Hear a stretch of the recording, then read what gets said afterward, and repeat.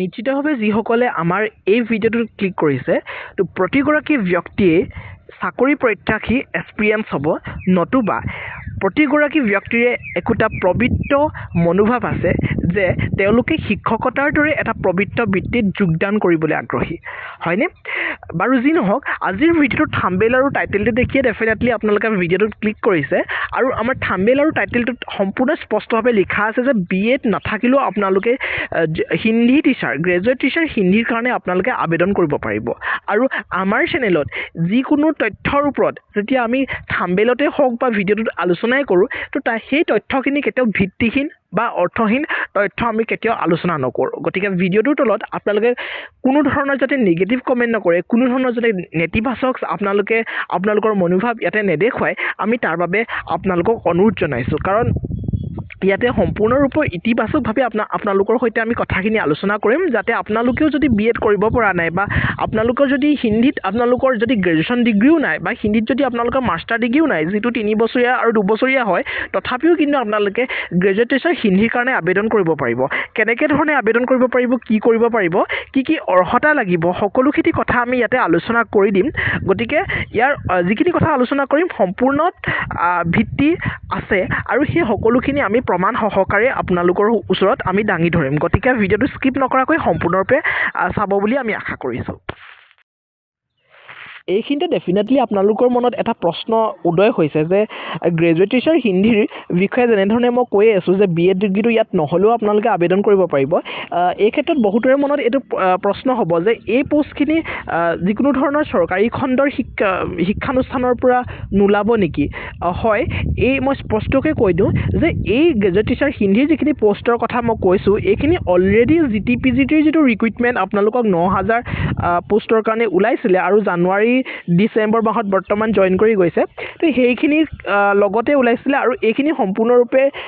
চৰকাৰী শিক্ষানুষ্ঠানসমূহতে ওলাব আৰু এইটো সম্পূৰ্ণৰূপে এটা ৰেগুলাৰাইজ পোষ্ট হয় আৰু এইটো নিয়মীয়া এটা পোষ্ট হয় কোনো ধৰণৰ কণ্টেক্সচুৱেল পোষ্ট নহয় কাৰণ মই এইটো কথা এইকাৰণেই কৈ দিছোঁ কাৰণ ভকেশ্যনেল টিচাৰখিনি SSCৰ দ্বাৰা দিয়া হয় যিহেতু ভকেশ্যনেল টিচাৰখিনিও চৰকাৰী শিক্ষাখণ্ডতেই তেওঁলোকে কাম কৰি থাকে কিন্তু তেওঁলোকৰ যিটো চাকৰি সেই চাকৰিটো নিয়মীয়া নহয় তেওঁলোকৰ চাকৰিটো কণ্ট্ৰেকচুৱেল ভিত্তিত লোৱা হয় গতিকে হিন্দী টিচাৰৰ ক্ষেত্ৰত এইটো নহয় BEd ডিগ্ৰী নাথাকিলেও যিহেতু তেওঁলোকে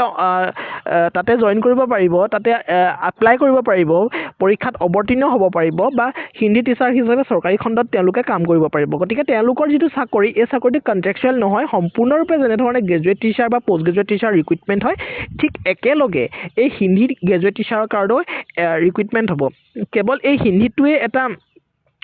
এনেকুৱা এটা টিচাৰ য'ত নেকি BEd ডিগ্ৰীটো নহ'লেও হ'ব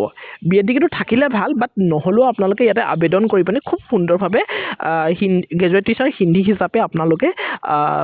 নিযুক্তি গ্ৰহণ কৰিব পাৰে ব'লক মই অফিচিয়েল নটিফিকেশ্যনৰ সৈতে ডিটেইলছত আপোনালোকৰ সৈতে আলোচনা কৰোঁ যাতে আপোনালোকৰ মনত কোনো ধৰণৰ প্ৰশ্নৰ উদয় নহয় ঠিক আছে যিহেতু মই আপোনালোকৰ সৈতে গ্ৰেজুৱেট টিচাৰ হিন্দীৰ কাৰণে আলোচনা কৰি আছোঁ গতিকে পূৰ্বতে যিখিনি graduate teacher post graduate teacher recruitment আমাৰ গভৰ্ণমেণ্টে কৰিছে যিখিনি নৱেম্বৰ ডিচেম্বৰ মাহত এপইণ্টমেণ্ট ডিষ্ট্ৰিবিউশ্যন কৰিছে আৰু বৰ্তমান তেওঁলোকে চাকৰি কৰি আছে তো সেই কেণ্ডিডেটসকলৰ যিখন এডভাৰটাইজমেণ্ট আছিলে মই সেইখনকে লৈ আহিছোঁ আৰু গ্ৰেজুৱেট টিচাৰ হিন্দীৰ যিটো পাৰ্ট মই তালৈকে গুচি আহিছোঁ ইয়াতে চাওক minimum educational and professional qualifications for direct recruitment for the post of the graduate teacher Hindi ইয়াৰ কাৰণে কি লাগিব ইয়াতে 2 নম্বৰ পইণ্টত স্পষ্টভাৱে উল্লেখ কৰিছে আপোনালোকে চাই ল'ব পাৰে 2 নম্বৰ পইণ্টত লিখিছে BT বা BEd ডিগ্ৰী থাকিব লাগিব আপোনালোকৰ from any recognise university BT বা BEd ডিগ্ৰী লাগিব বুলি কৈছে কিন্তু বেকেটত তেওঁলোকে লিখিছে পাৰাংগত to be treated as BEd degree only for the purpose of Hindi teaching তাৰমানে আপোনালোকৰ পাৰাংগত যদি কোৰ্চটো আছে তেতিয়াহ'লে আপোনালোকৰ এইটো ট্ৰিট কৰা হ'ব BEd হিচাপে গতিকে BEdৰ সলনি যদি আপোনালোকৰ BT বা পাৰাংগত যদি কোৰ্চটো আছে তেতিয়াও আপোনালোকে ইয়াতে আবেদন কৰিব পাৰিব তো পাৰাংগত কোৰ্চটো আপোনালোকে খুব সুন্দৰভাৱে এই ধৰণে কৰি ল'ব পাৰে যিটো নেকি এখন বৰ্ড আছে তেওঁলোকৰ যিটো নেকি কেন্দ্ৰীয় হিন্দী সংগঠনৰ দ্বাৰা আপোনালোকে এই পাৰাংগত নামৰ যিটো কোৰ্চ এই কোৰ্চটো কৰিব পাৰে গতিকে যদি কোনোবাই কৰি ৰাখিছে তো তেতিয়া তেওঁলোকৰ BEd নোহোৱাকৈও তাতে আপোনালোকৰ গ্ৰেজুৱেট টিচাৰ হিন্দী হিচাপে আবেদন কৰিব পাৰিব আৰু এই কোৰ্চটো আপোনালোকে এতিয়াও যদি বিচাৰে কৰি ল'ব পাৰে কেন্দ্ৰীয় হিন্দী সংগঠন বা চেণ্ট্ৰেল যিটো ডিৰেক্টৰেট গতিকে যদি এই পাৰাংগত কোৰ্চটো যদি কৰি ৰাখিছে তেতিয়া ডেফিনেটলি আপোনালোকে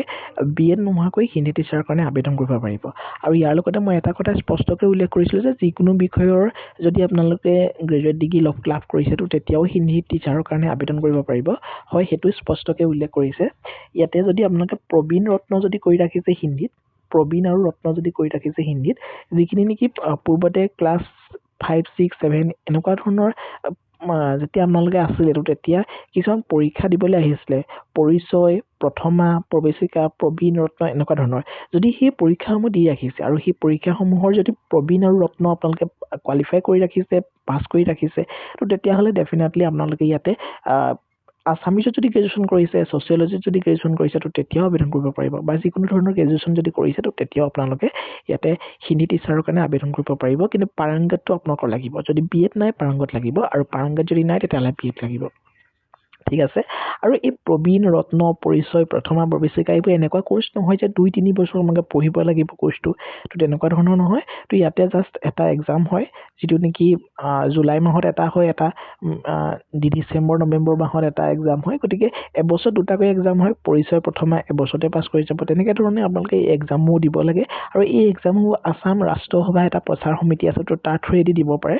যদি এই এক্সামসমূহৰ কোনো বয়স নাই নিৰ্ধাৰিত যদি আপোনালোকে 20 বছৰৰ ওপৰতো এই এক্সামসমূহ দিব বিচাৰে তো দিব পাৰে কাৰণ এইসমূহ এক্সাম হিন্দী শিকাৰ আমাৰ